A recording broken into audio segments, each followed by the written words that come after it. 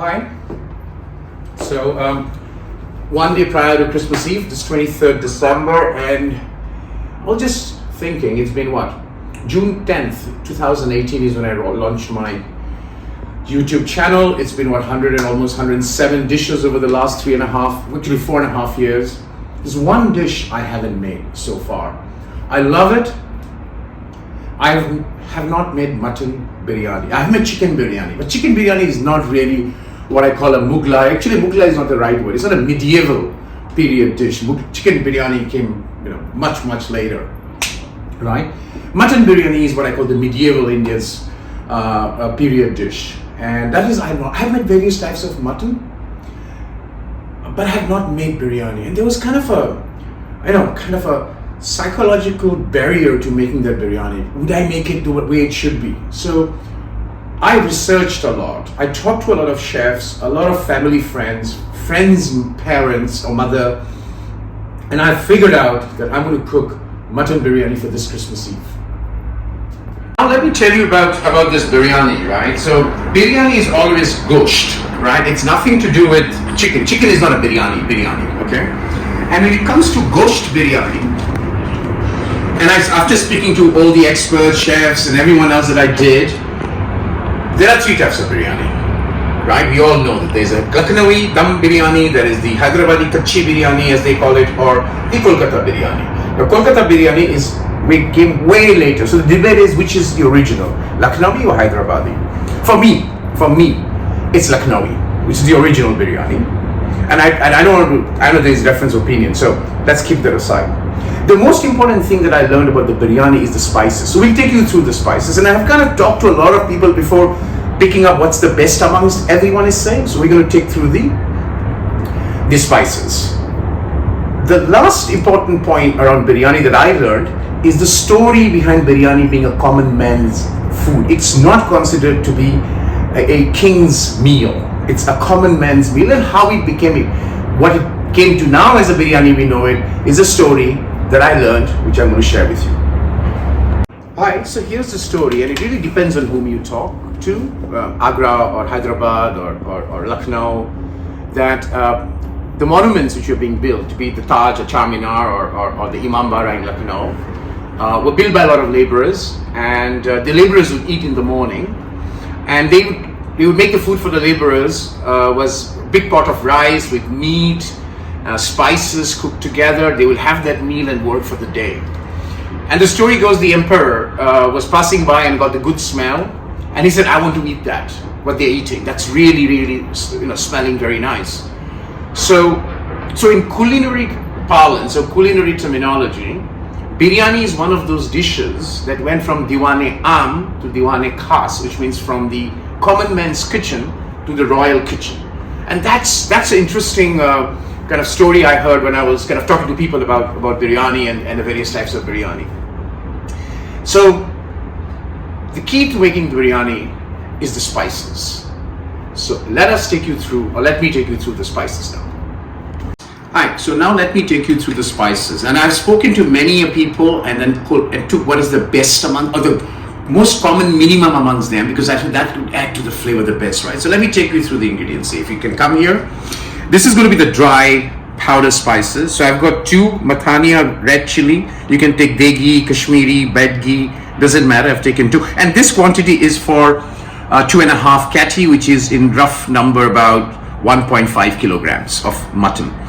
I've got cardamom, green cardamom, black cardamom, cloves, a teaspoon of, 3/4 tablespoon of coriander, 3/4 tablespoon of fennel seeds, a 3/4 tablespoon of peppercorn, 1 nutmeg, which I will grind it.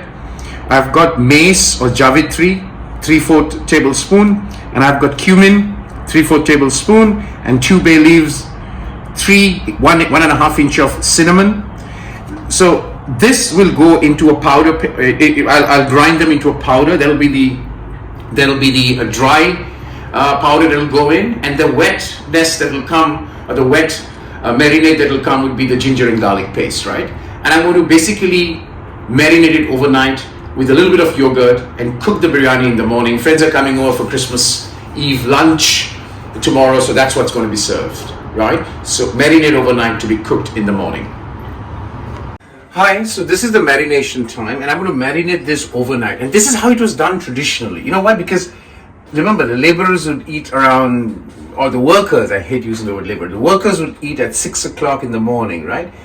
And there was no refrigeration. So the only way you could keep the meat, the gosht or the mutton, is by marinating it, because that would then become kind of a pickling, you know, and it doesn't get spoiled, right? So I'm trying to replicate that whole overnight cooking today. So we're going to take you through how I'm going to marinate this in a while. So if you remember, I made this powder, so that goes in first. And this is again the whole process of preserving the meat overnight, so when you cook it in the morning, it doesn't get spoiled, right? So I've made this. I'm not going to put all of it, but whatever I think it requires, that's something we're going to use your judgment. So that goes in. After that, you got in your red chili powder, which is not red chili powder, but Kashmiri red chili powder goes in, right? These are all tried and tested in terms of, you know, keeping the meat fresh. And then ginger garlic paste. I'll put 1 tablespoon of ginger and 1 tablespoon of garlic, not much, yeah, a little bit of, because that's it. And then we go in with the yogurt, right? Kind of not too much, because remember the yogurt is going to ooze water. So that's it. And what the yogurt does is 2 things. First, it's acidic, so it kind of eats into the protein, makes it softer. And the other one is that it preserves the meat, right? So that's how. Now I'm going to just marinate this and put it overnight. Hi. So you know what? This is like almost 10 o'clock p.m. Hong Kong time. I spoke to a friend of mine, 2 friends actually, and one said, if you have marinated for 2 hours, you should cook it overnight and simmer it. The other said, keep it overnight. So I was in a quandary. So I asked May, my photo person and our help for the house, and May said, cook it tonight and let it simmer. So I'm going to do that. But you know, jokes apart, it doesn't really matter as long as you marinate it whole night, or you cook it now and let it simmer for the rest of the night. So I'm going to go the slow cooked way, and I'm going to do it now. Yeah. Hi. So I've got, if May can come here, I've got about 2.5 tablespoons of ghee and a little bit of mustard oil, to which I'm going to add 4 pieces of Indian red onion. You know, and I'm going to, and what you have to do is to just bring it to make this kind of translucent, right? And I'm going to let it fry for some time. At this stage, I'm going to add some salt, just to make sure the onion kind of sweats early. That's all right. The onion is translucent. At this stage is when I'm going to add the mutton, right?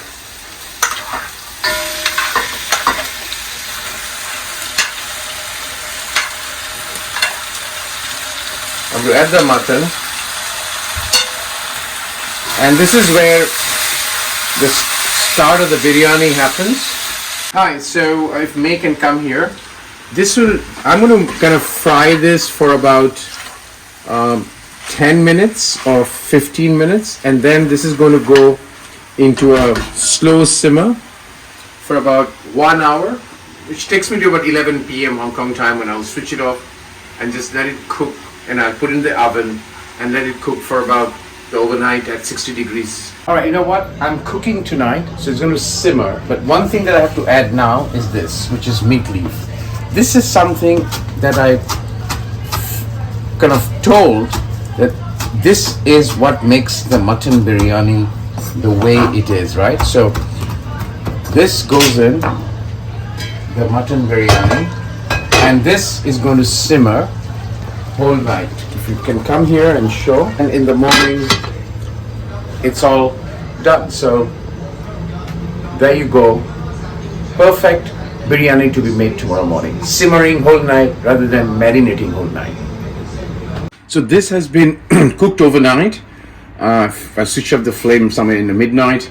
I've just heated it up a little bit, so that's how it looks. At this stage, one ingredient I'll put before I actually make the biryani is a little bit of cream.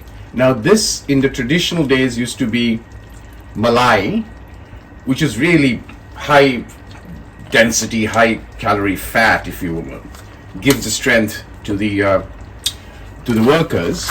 So I'm adding, instead of malai, I'm adding light cream, which basically gives it a thick texture. So this is now more or less done.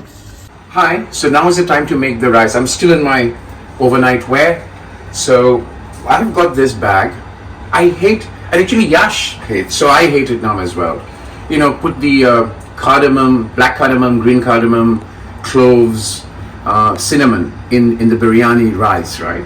So what I do is I put it in this bag. I've crushed them and put it in this bag, and I'm going to put it into the water here, right? And once the water boils, I've got basmati rice, and these are parboiled, so it's healthy supposedly. And I'm going to make the rice and then put the two things together and then put it in my oven for about next 3 hours. The water is now boiling. I've added 1 tablespoon of ghee to it, which adds the flavor. And all I'm going to do is put the rice in now, right? And I'm going to cook the rice for about 80%. And 80% means what? You do a finger test, which is you pick up a rice and then press it. That's how about it. So this is going to now get boiled, and then I make the last step of the biryani.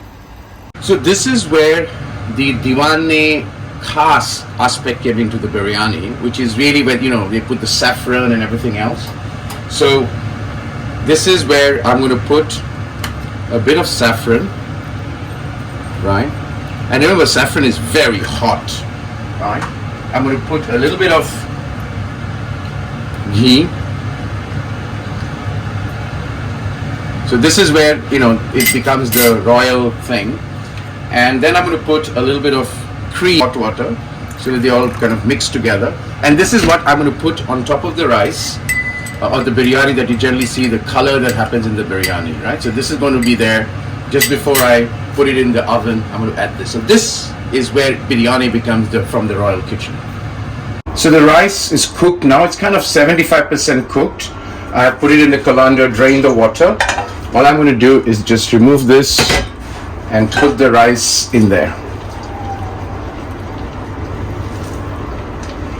right? Nothing fancy, and just spread the rice out, right? And I'm going to put this, we'll just decorate it out like that.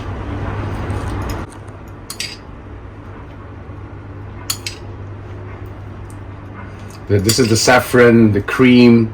You can put milk if you don't want to put cream, and a little bit of ghee that goes in there. And this will also kind of help in keeping the rice moist, if you will. That's done. And at this stage, I'm just going to cover it up. It'll go for about a 5-minute dum, which is slow cook, and then it straight goes into my oven, stays there for 2 hours.